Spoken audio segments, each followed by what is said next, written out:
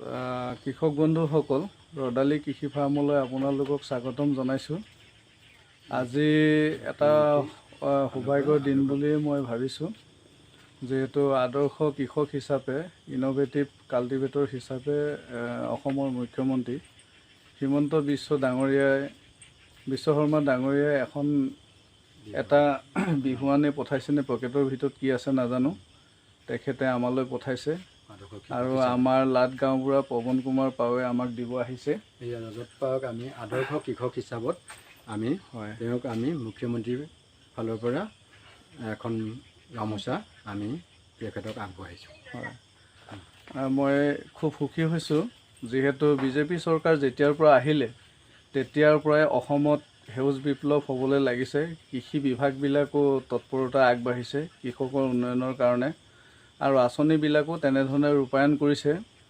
এই ক্ষেত্ৰত মই মুখ্যমন্ত্ৰী ডাঙৰীয়াক আৰু এটা কথা মই কৃষক সমাজৰ তৰফৰ হৈ অনুৰোধ কৰিব বিচাৰোঁ, যাতে আমাৰ বহু সমাজ ব্যৱস্থাত সাধাৰণ কৃষকসকলে খেতি কৰিবলৈ অপাৰগ হৈ গৈছে, মানে বাউণ্ডাৰীৰ কাৰণে, আৰু মানুহবিলাকে গৰু গাই পোহনীয়া জন্তুবোৰ এৰি দিয়াৰ কাৰণে সকলো সময়তে খেতি কৰিব নোৱাৰাৰ এটা পৰিস্থিতি আহি গৈছে।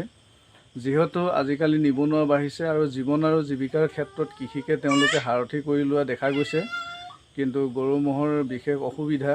গতিকে এইখিনিৰ ওপৰতো বিশেষ আইন ৰচনা কৰি যাতে কৃষকক সহায় কৰিবৰ কাৰণে মই অনুৰোধ জনাইছোঁ।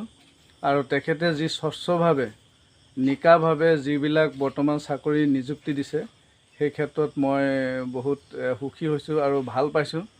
গতিকে মই মুখ্যমন্ত্ৰী ডাঙৰীয়াক এটা ৰিকুৱেষ্ট কৰিম, তেওঁ যি কৰিব কল্যাণৰ কাৰণে কৰক, দেশ দশৰ কাৰণে কৰক আৰু সত্যৰ কাৰণে কৰক, আৰু জাতীয় যিবিলাক স্বাভিমান থাকে এই ক্ষেত্ৰত যাতে তেওঁ আপোচ নকৰি জাতীয় স্বাভিমান ৰক্ষাৰ অৰ্থত তেওঁ যাতে আগবাঢ়ি যায়, তেওঁ থিয় দিয়ে অসমীয়াৰ হকে।